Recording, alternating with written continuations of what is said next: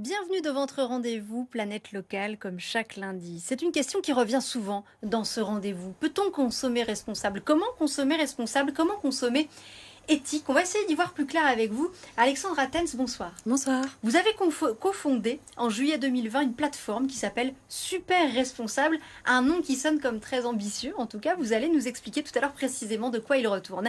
Et Clément Avargues. Bonsoir. Bonsoir Clément. Bonsoir. Clément, rédacteur en chef chez Nice Presse. J'aurai le plaisir d'être à tes côtés chaque semaine désormais dans Planète Locale. Bienvenue à toi. Et on va commencer désormais, comme chaque semaine, par le décryptage de Nice Presse. Ce lundi, tu as choisi de nous parler de ces 5 millions d'arbres qui doivent bientôt être plantés par la région.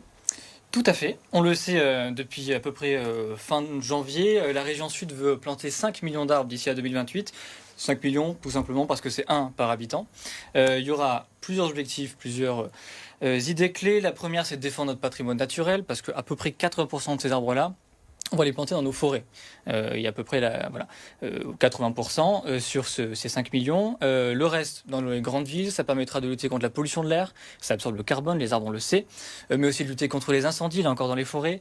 Perméabilisation des sols, donc intérêt contre les inondations. C'est pas la première fois qu'on fait ça. On a déjà planté 1 million d'arbres de fin 2019 jusqu'à 2021. Ça coûtait à peu près 3 millions d'euros. Là aussi, c'était en région Sud. Donc, il y a de vrais objectifs à ce niveau-là. Alors, pour se faire une idée concrète, on a pris une ville qui est en pointe sur ces sujets-là. C'est Nice, tout simplement, là où on est actuellement. Nous avons demandé les derniers chiffres. Alors, on prend entre octobre de l'année dernière et janvier, sur 3 gros mois, on a déjà planté 15 000 arbres. D'ici à la fin de son mandat, Christian Estrosi veut en planter à peu près 300 000. Ça fait beaucoup. Alors, on a demandé à la mairie comment faire tout simplement. De façon, les grands projets, l'extension de la coulée verte en cœur de ville, 1500 arbres déjà. Et ensuite, il y a un autre petit programme qui s'appelle Un arbre, un habitant. Tous les Niçois qui sont volontaires, on leur donnera un arbre. S'il y a un petit coin de balcon ou de jardin qui est disponible, ils auront chacun un arbre qui sera offert. Alors tout simplement, vous allez me dire pourquoi faire. Pour plusieurs raisons, on va prendre là encore l'exemple de la coulée verte, la promenade du Paillon. C'est un vrai îlot de fraîcheur qui apporte deux choses majeures. Moins 20% de risque de maladie cardiovasculaire pour les riverains, ce sont les cardiologues qui nous le disent, les médecins qui le savent, et aussi l'été, quand on est en période de canicule, sur les températures ressenties, on perd de 2 à 3 degrés, et ça c'est déjà du concret.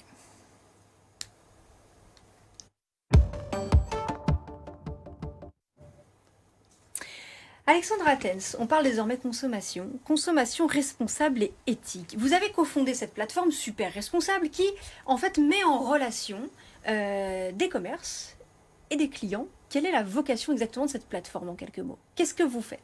Le but de Super Responsable, parce qu'il faut être un super-héros pour consommer responsable, donc c'est de mettre en avant tous les commerces qui sont sains, éthiques et durables. Donc on recense 50 types d'engagements de la part des commerces sur ce site. Et donc le particulier peut y trouver actuellement 200 marques et 700 revendeurs de ces marques-là en France qui proposent des produits dans l'alimentation, la mode, la beauté et la maison. Sain, éthique et durable. Donc ça veut dire quoi? On regarde Super Responsable et on voit autour de chez soi, par exemple ici à Nice, autour de chez soi, quels sont les commerces qui remplissent ces critères? C'est aussi dans toute la France, donc pas que sur Nice. Mais donc vous trouvez par exemple Wackey, qui est sur Nice. Alors qu'est-ce que c'est? C'est une enseigne qui est référencée sur notre site et qui a sa boutique sur Nice, qui fait des cosmétiques vegan. On a aussi, mettons, Clever Beauty, que vous pouvez retrouver, qui est elle, de Aix-en-Provence et qui fait des vernis anti-gaspi. Vous voyez, il y a plusieurs types de marques dans toute la France qui sont localisées sur notre site. Mais alors, à qui ça s'adresse finalement? À quel type de marque ça s'adresse? Ça s'adresse à des petites marques qui ont peu de visibilité, c'est ça? Ça s'adresse aux marques entrantes, donc aux nouvelles marques qui sont responsables et qui ont envie de gagner en visibilité et de booster leurs ventes. Donc elles sont référencées sur notre plateforme. Ça s'adresse aussi aux boutiques qui référencent ou qui vendent des produits de ces marques-là. Et puis également aux enseignes telles que Petit Bateau, qui est référencé chez nous au travers de la collection bio de leurs t-shirts.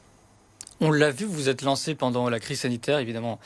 Pas le meilleur moment, vous en êtes sorti quand même. Quelque chose qui m'intéresse, on s'en souvient peut-être, on a pris des bonnes résolutions pendant le confinement, manger sain, manger responsable. Est-ce que ce pic-là, vous l'avez ressenti en termes de nombre de membres qui sont installés, qui sont intéressés à votre plateforme, et surtout ceux qui se sont mis à manger responsable ou à essayer de le faire, est-ce qu'ils sont restés, est-ce qu'ils ont tenu leur défi depuis ? Alors, donc il y a plusieurs choses là-dedans. Le fait est que nous, la crise sanitaire, c'était le moment où les commerces devaient se digitaliser, donc c'était plutôt une aubaine pour nous qu'autre chose. Ensuite, c'est vrai que les 72% des Français souhaitent consommer responsable. Ce sont les chiffres officiels de l'étude Greenflex qui est tombée en 2021. Et donc c'est 12% de plus qu'en 2019. Ce qui signifie qu'il y a une vraie volonté de la part des Français de consommer responsable. Ensuite, la vraie difficulté pour les gens, c'est de tenir dans la durée et d'avoir accès aux informations, d'avoir confiance envers les enseignes, et de pouvoir se permettre ce type de consommation. Et donc ça, ce sont les problématiques des particuliers qu'on essaie de régler au travers de Super Responsable. Qu'est-ce que vous mettez derrière le terme responsable ? Comment vous sélectionnez les commerces qui peuvent être présents sur votre plateforme et quelle garantie vous donnez aux consommateurs qu'il s'agit bien d'une consommation responsable, et qu'est-ce qu'on met derrière ce terme en fait ? C'est un vrai travail d'audit, je vous l'avoue. Donc ce sont à la fois les commerces qui se proposent d'eux-mêmes pour être référencés sur notre plateforme, il y a les particuliers qui les proposent, et il y a moi qui démarche. Et ensuite, ces commerces-là, on vérifie leurs fournisseurs, leurs engagements, s'ils sont labellisés ou non. C'est quoi ? Il y a vraiment un cahier des charges précis ? Tout à fait. Donc il faut que les commerces, par exemple, aient des labels, des distinctions, des prix. Vous avez, mettons, PETA vegan. Donc, il y a plein de types de certifications et de prix qui sont donnés. On vérifie qu'ils sont toujours aux normes. Que les certifications ne soient pas périmées, par exemple. On regarde aussi les informations sur Internet, on vérifie les avis des particuliers sur ces marques-là. Et ensuite, on a la communauté qui participe à valider ou invalider ces enseignes qu'on ajoute.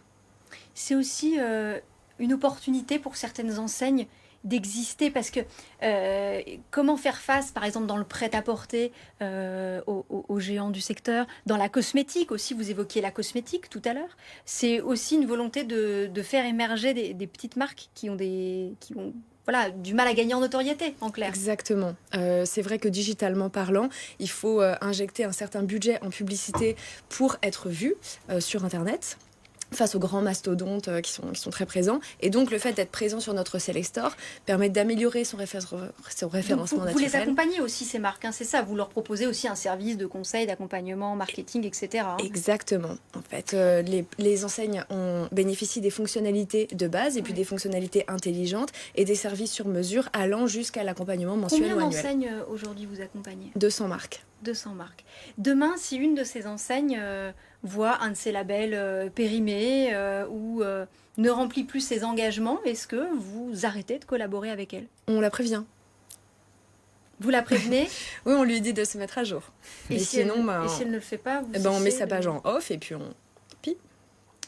Peut-être pour prolonger ma question, avec l'expérience que vous avez depuis 2 ans à peu près, vous avez commencé. Oui. Dans les Alpes-Maritimes, est-ce que vous voyez une croissance de ce nombre d'enseignes qui sont responsables, éthiques, vu que les consommateurs, on voit, ils s'intéressent ?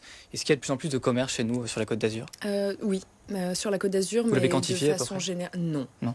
Mais de façon générale, dans toute la question France, précise, c'est vrai qu'il y a de plus en plus d'enseignes qui portent ces engagements.